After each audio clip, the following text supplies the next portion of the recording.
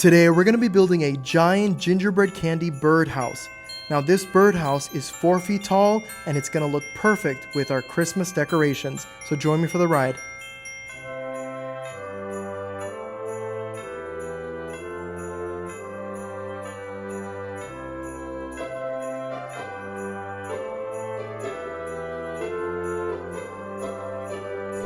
First things first, let's measure and cut some wood. Okay, now that we've cut our board, remember, we need to cut 16 individual pieces of wood, and each piece of wood needs to be 20 inches long. The size of this wood is 1 by 4, and we're going to buy 4 boards that are 1 by 4 by 8 feet long. We're going to be using 1 1/4 inch screws, and we're going to be pre-drilling it first so that the wood doesn't split. Since we're going to be screwing the walls together, make sure that your boards are in this pattern, 2 on top and 2 on the bottom. Make sure that the corners are flush and you're ready to begin pre-drilling and screwing.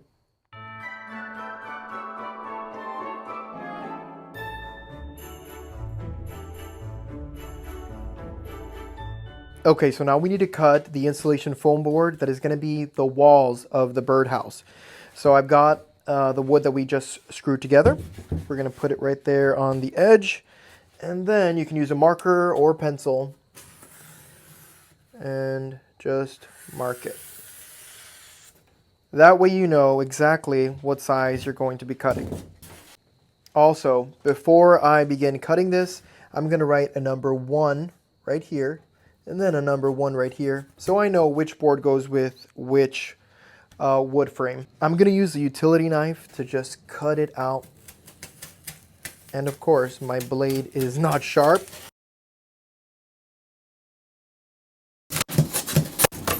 As you can see, we've cut both sides with insulation foam board. But before we get to the back and the front, you need to account for the thickness that was added with the wood and the insulation foam board. So even though everything's cut at 20, the back insulation foam board needs to account for this thickness right here. So since this is 20 inches, this is 2.5 inches here and 2.5 inches here, which makes it 25 inches long on the back and 25 inches long on the front. And when we're going to be nailing this together, the back and the front walls are going to be on the inside, like you see right here. They're not going to be on the outside like this. It's going to be just like this, flush, and we're going to attach them like that. But first, let's go cut the remaining piece of insulation foam board. Now we're going to change the shape of the last 2 remaining insulation foam boards. Now, it's going to be a pitched roof, so we can't cut that shape yet until we've made the pitch in the roof. So what we're going to do is we're going to assemble this box. We just wanted to make sure everything was fitting right. Assemble the box, we're going to assemble the pitch, and then we're going to be able to cut the last remaining insulation foam board for the end. And yeah, let's get to it.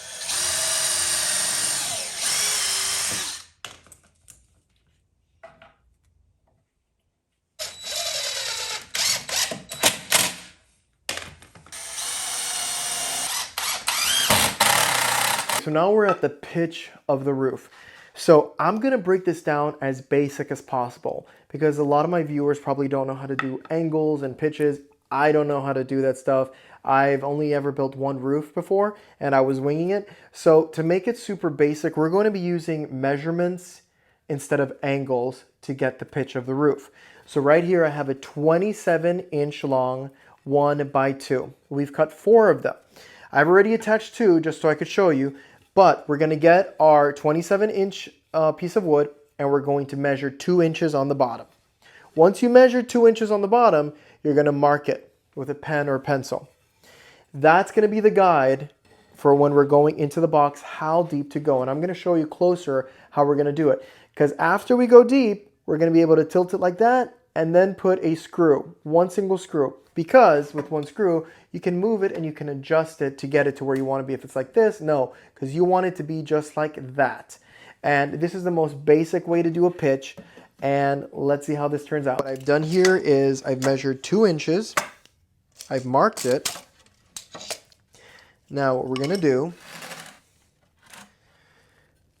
right here is the bottom of it. We're going to go down until the line meets the bottom of this. Right there. And then we're going to measure 2 inches from the outside up until the wood beam. There you go, 2 inches. And I'm just winging it to see if it's straight up, but we could also use our level just to make sure. And right there is straight. And right there's 2 inches. So right here, have to make sure. Yeah, right here is where we would put a screw in, a single screw.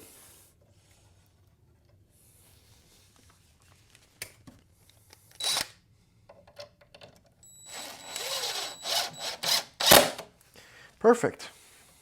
Just like that. We're going to do the same thing to the other side over here. So just a friendly reminder, if you make the box bigger than this, the angles and measurements and everything is going to be different. So this pitched roof works with this style box. A bigger, longer, wider box will have different measurements. So just make sure that you account for that if in fact you do make yours bigger, smaller, wider, or more narrow. So just for reference, I want you to take a look. You can see that it says back right there. That's the back, and that's where that side of the roof goes attached. And this one is the front side. I just wanted you to take a look so you could see how we set up the box. This wood over here is on the inside, this one's on the outside.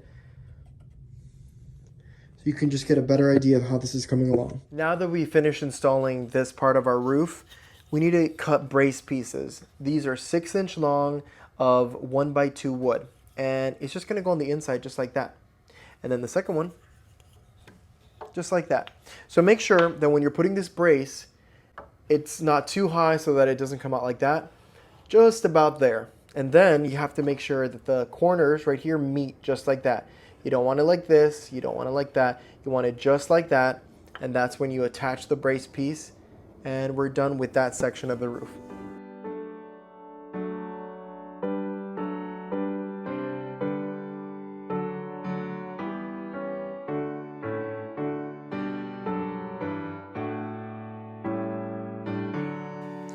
Now it's time to install the connecting piece on the top, which I like to call the ridgeline.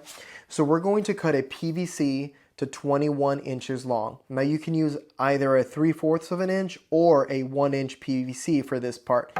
Then we get a pool noodle, just a regular size pool noodle, and we're going to push this PVC inside of the pool noodle all the way. Now I've already done it here, and as you can see, the PVC is already inside. Now, oftentimes when you use the 1-inch PVC, it's really tight putting it inside. So when you get to the end, there'll be like 2 inches left. Just hammer it on the ground till it's pushed in all the way. Once we've done that, we can put it on top so that we can cut it. So we want to make sure that there's at least 3 to 4 inches of overhang with the pool noodle on either side. So you don't want it to look like this. You want it to be like that. So let's do 3 or 4 inches on either side, and then we can cut it right there and then attach it. This will allow for a nice smooth hang for when we put our foam sheet on top of it. So I'm going to attach this with some glue. You could also use a screw, but I don't like that because the screw might be sticking out. So you could use glue, you could use silicone, or you could use a little bit of expanding foam, which is something that I might actually do. Put some over here, some right there, and just squish it. So we need a support for over here. I'm probably going to put two pieces of wood on either side. So what you do is you just measure the inside. You're going to measure from the inside over here to the inside over here because we're going to have the wood going on the inside. So this measurement over here is 16 1/4. But again, you want to measure to make sure that you have the right measurements because if you have a different size box, it's going to be different. We're just going to measure on this side as well. 16 1/4. 16 1/4. So I'm going to cut those up.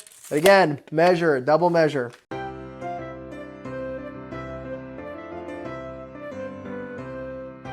As you can see, it's basically flush like this. So you want to get it as flush as possible because this is where the roofing material is going to go. So I think we're just going to do one wood on either side. versus 2 on each side. The next step is to make a perch on either side. Now the perch is so that when the foam comes down, it can curve like this. So I've cut 2 pieces of wood. These are 1x4s, remnants from these pieces. I've cut them at 15 inches long each, and we're just simply going to put it in the center of the edge, just like this on that side, and just like that on that side. And we'll just center it like this, and then we'll screw it down, and that way, when it's time, bam, it can just go like this. And hopefully you can see that. This is the inside. You want this to be right there on the very edge. You don't want it on the inside like this. You want as much overhang as possible. So we're gonna do it like that, and then put probably 2 screws in there. We're good to go. Before we move on to the walls, I really quickly wanted to say thank you to Aaron Soul from California. He built his own candy birdhouse, and his build inspired mine. He built his birdhouse in honor of his late grandmother. May she rest in peace. So I wanted to say thank you, Aaron, for always being there and supporting me throughout this entire project.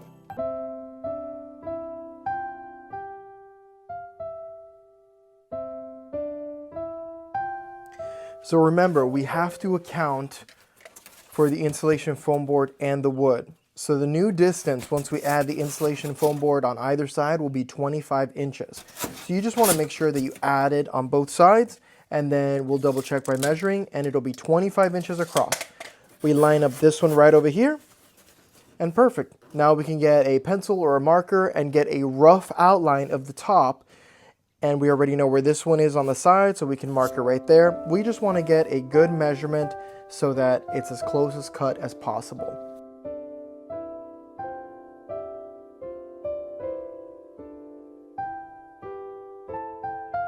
Once we're done with our outline, you want to make sure that you measure it again just to be sure. Remember, it needs to be 25 inches across, and the height will vary, but mine came out to about 40 inches.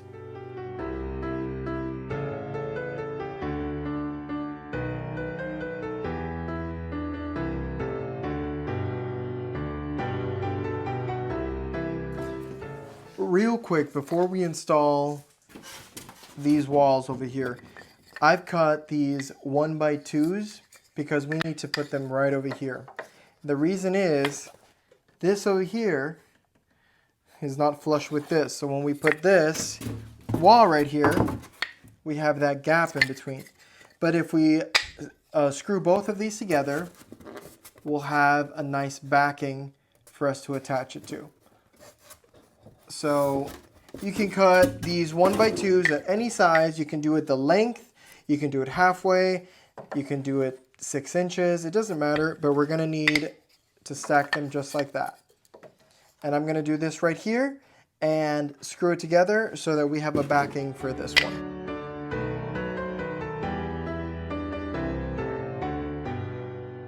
Before we paint the last vaulted wall that we're doing here, this is the front panel. We wanna make a hole somewhere about here for the entrance to the birdhouse. Now you can make the hole higher, you can make it lower, it's really up to you, but I'm just gonna put it right in the center. And since I want it to be a good size, I'm going to use the diameter, or should I say the circumference of a paint can. So I'm gonna put it like this.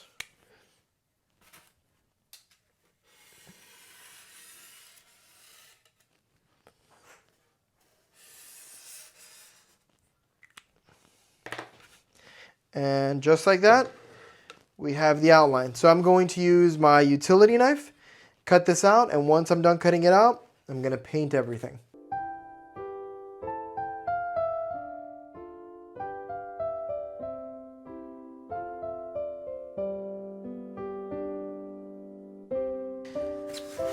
Now we need to make the walls, which will look like waffle cone or waffles. We have our board here, and we're going to be using pipe insulation. This is 1/2 inch. I wanted a smaller one, but they don't make them. I didn't see them at least smaller. But these come apart really easy, like that. And the other side, we just grab our scissors and then we cut it down like that. Once we're done, it's going to look like this. Just a piece like that. And then we're going to start measuring just like that to get the pieces to go in this direction. I'm going to make 5 lines this way and then 5 lines that way to give it that nice lattice look.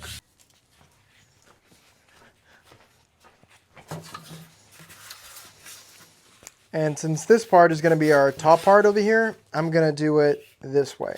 So I'm just going to simply go like that. Doesn't matter if it overhangs a little bit. And we're going to come over here, and then we're just going to cut it like that. And that starts the first one. Then we do another one just like this. Second one. And the third one, we're going to go just like that. And then we have this one for here, and then we need one more. And then we begin the opposite way. But the opposite way is going to be smaller pieces that go in between. You just want to make it look like a waffle would.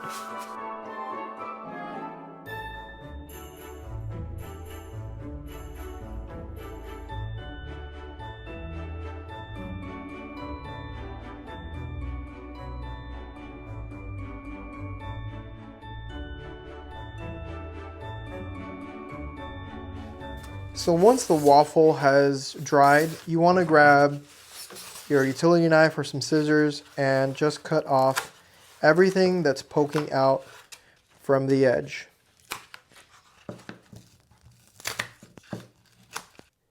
Now we're going to paint the waffle walls with this color sample. The color is called Totally Tan, and these are from Lowe's. These are $4.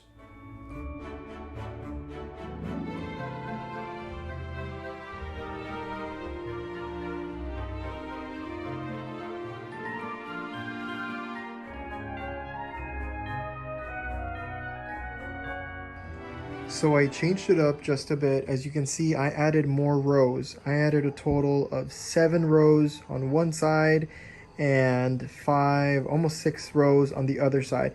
It just gives it a better waffle look to it. Now it's time to make the roof for the candy house. We're gonna make it look like a rainbow sour belt candy. So we need to paint it in 4 different colors going this way. This is upholstery foam that I have here that is 6 feet long by 24 inches wide. And since we're going to be painting it in 4 different colors, we're going to make a mark at every 6 inches so that the strips are one continuous line. Now you can paint it more colors than the 4 that I'm using, but I think 4 is a pretty good number here. And we're going to be using pink, yellow, blue, and a green. And we're using color samples, which are $4 each little bottle from Lowe's. So let's get started. These are the colors we're going to be using today. They're color samples. They're about $4 for each of them. And we're just using these different types of colors. Okay, we have our painter's tape. And we're putting it right here at the 6-inch mark that we made. And here is the other line we made.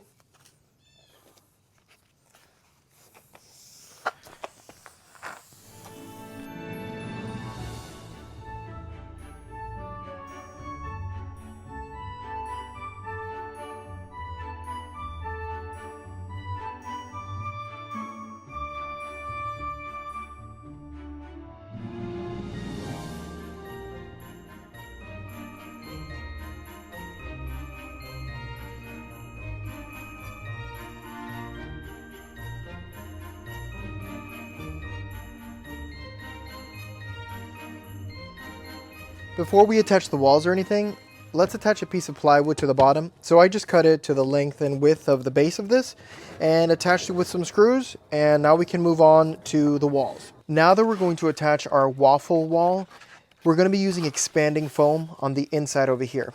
Just on this inside, it's going to be window and door so that it doesn't expand that much. Then we're going to place this like this, push it against, move it side to side just like that, and then we're going to put a screw right here, another screw here, and probably another screw over here to hold it in place while it dries. Once it's dried, you can remove the screws or you can leave them in there and then just paint over them.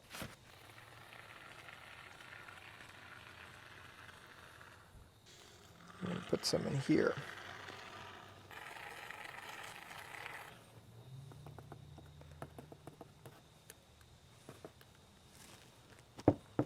And then, just like this. Just move it up and down like that. Make sure that the sides over here are just like that, just level. And then we get our screws, and just like this, bring it up like that. There we go. Just like that.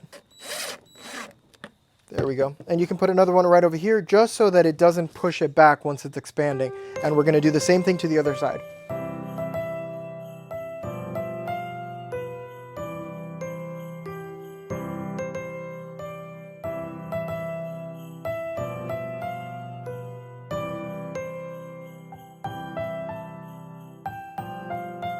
For one of the last steps, we're going to be attaching the roof to the birdhouse. Now I'm going to be using construction adhesive along the inner edges right over here. I'm going to press it firmly down like this. Then I'm going to get one of these finishing nails that I have here. I'm going to attach it or hammer it into the wood sections of this frame. We're not going to hammer it in all the way, just enough to hold this in place so that it has good contact. And then after about 6 to 8 hours, it should be good to go. You can use different adhesive, you could use expanding foam. I just didn't want the expanding foam to come out from the edges, but that is something that you could use as well. And then once you're done, it should be good to go and you can remove the nails. So I know I said I was going to use adhesive, but I changed my mind. I'm going to be using expanding foam. I always use this stuff. I'm using this instead because it dries faster. Within 15 minutes, it's tacky, and within 20 minutes, it's pretty dry.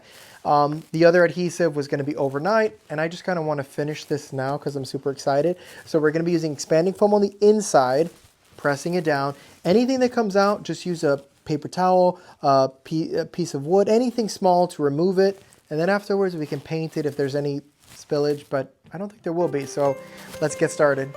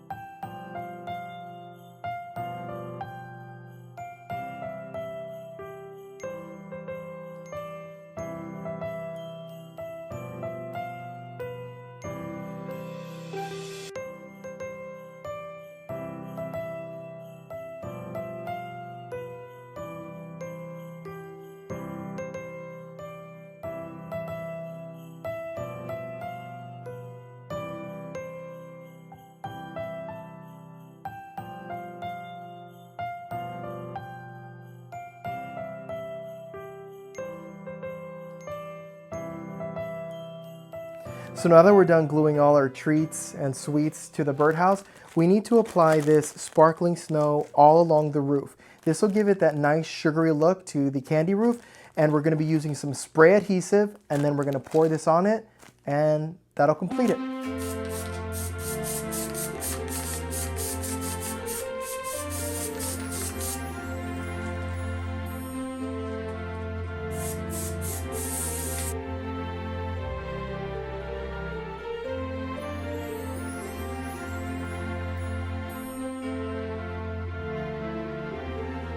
So if you want your birdhouse elevated off the ground, you're going to have to get a piece of wood or a PVC pipe to elevate it. I've cut here a 3-inch PVC pipe at 37 inches. I've dug my hole in the ground about 7 to 8 inches deep. What I'm going to do is use half a bag to a bag of concrete, fast set concrete. We're going to put this in here. We're going to put the half a bag or a little bit more in there. We're going to level it to make sure it is leveled. Then we're going to put a platform up here. Plywood, maybe a simple 2x4, anything basic up here so that the birdhouse can rest on top. The issue with not securing it with concrete is that you run the risk of it toppling. Some people might decide to use a 5-gallon bucket, fill that bucket up just like this with concrete, put it in there. But if you live in a windy area, like it can be over here in North Carolina, it could topple over and you'd ruin your birdhouse. So I'm going the a bit extreme measure of making a hole in my yard and putting some concrete in there. But go big or go home is what I say. So now that we've got this done, we're gonna put the pipe in there, put some concrete, level it, and we're ready for the next step to build a small platform on top.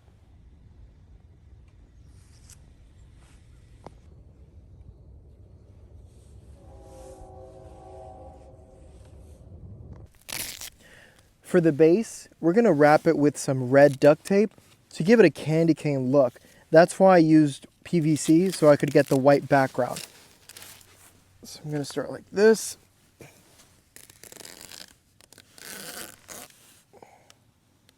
And then just